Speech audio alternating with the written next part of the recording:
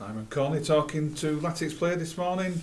Simon, Happy New Year to you. Happy New Year to you, Gordon, and Happy New Year to all the fans, and thank you for your continuing support. We appreciate it, and we look forward to a good New Year. Simon, it's been a busy week, a few changes at Boundary Park. Yeah, there's been one or two.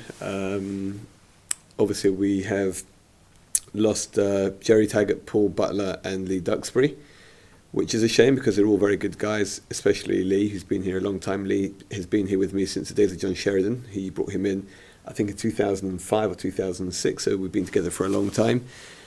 But as we know, it's a results-driven business. The results weren't what we wanted or had expected, and therefore we needed to make changes, and we've done so. Whether or not it has a desired effect, we're going to find out. Performances of late, how have you seen those going? Well, I think, Gordon, they've not been great. We finally got a point against Scunthorpe away from home, which I think is an excellent point in any sense. The fact that we were 2-0 down makes it an even better point. Glanford Park is a hard place to go, but it came on the back of 4 successive losses, which we haven't had for a long time. And it was worrying, and it is worrying. We still have a small cushion between us and the bottom 4, but it's getting closer than we had hoped.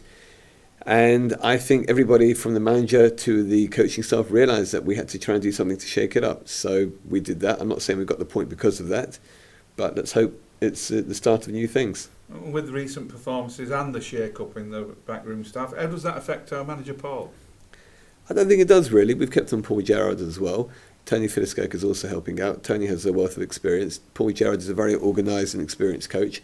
So between the three of them, we have a lot of faith in the manager still.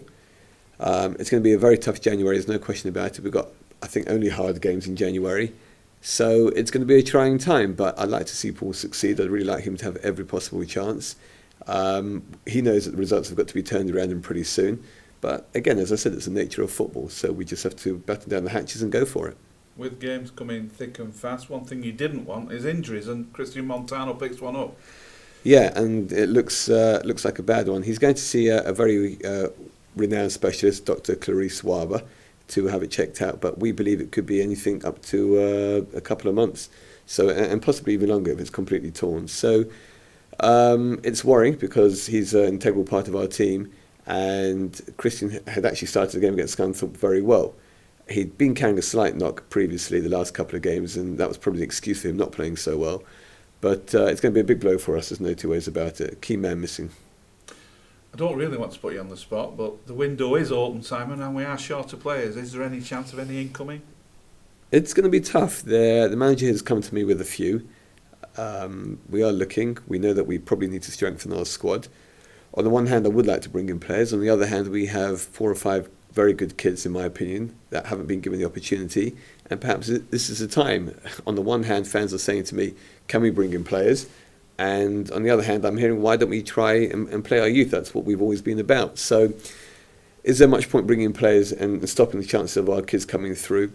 I don't know. We obviously don't want to go down. We have to be careful. But I would like the likes of Mellor and Winchester and Sutherland and 1 or 2 others who are hanging about to get the opportunity to play in the first team and to show what they can do. Because come June, July time, or even earlier, we're going to be releasing these players, and we could be releasing them without having perhaps seen the true talents that they possess. So where does that leave the likes of Baxter and Derbyshire, of course, back at Nottingham? Are we interested in them? Well, I don't think anything's going to happen before the Nottingham Forest game as well. Of course, we're interested in keeping Baxter. It's not going to be easy, that's for sure. Jose is in high demand. He's a fantastic player, in my opinion, one of the best in the division. So it won't be easy at all. We'd like to try and get him. With Derbyshire, again, it's completely up to Nottingham Forest. They've got a new manager, so I think under Sean O'Driscoll we would have had a very good chance of them coming back. Under Alex McLeish, who knows? I've no idea what they're thinking at the moment, so we have to wait and see. The new year is upon us, and I know the directors have been discussing season ticket prices for next year. Any news on it? Nothing that I can say now, Gordon. What I will say is we are planning something quite special, which I hope the fans will appreciate. Jenny and Brody are working on it, and we should be ready to make an announcement sometime in the next week to 10 days. And it's something which we hope will incentivise a lot of the fans to come and come back. It's no secret that finances are tight, and all the fans are saying, thank goodness for Simon Corney. Just how tight is it, and how much do we need those fans? Well, if they're saying thank goodness for me, we're in real trouble. More trouble than I thought. They've been tight since day one. It's very hard to run a Division 1 club on the doorstep of two of the biggest clubs in the world. Nothing changes. TV money got cut again this year, as we know. Away attendances have fallen dramatically. There's not a lot of good news to say on the finance front, but I don't want to complain. I don't want to moan. We have to do what we have to do. It's no secret that a lot of our finances are going to be put into the new stand, which will happen, I can assure everybody. And when it does, and it is completed, hopefully, that will be able to turn things around. But until then, we just have to try and get by on what we can. This FA Cup tie on Saturday, very important, because we do take 40% of the gate, and we're taking 2,500 fans at the moment. Yeah, it's incredible. I've always said the away support that we are able to generate is just magnificent, so out of sync with our home support. But, the 40% is very handy. The prize money, if we won, would be even handier. And if we drew a nice team in the fourth round, that would be the icing on the cake. But it's a huge game for us. Quite honestly, am I expecting much? Not really. I'm a realist. I think the fans know that by now. I'm very realistic about our chances. I would love us to win. We didn't think we'd have a chance against Everton or against Man City, and we beat them. But you have to look at current form. We're not doing so well. We've got a few injuries. Forest are, I think, 8th in their division, 8th or 9th. They've got a huge squad. They're in tremendous form. So the odds are stacked against us, but it's the FA Cup, it's football, and who knows? And Cup out of the way, how do you see the last few months of the season? For a start, we need to finish in 19th place, don't we? At least.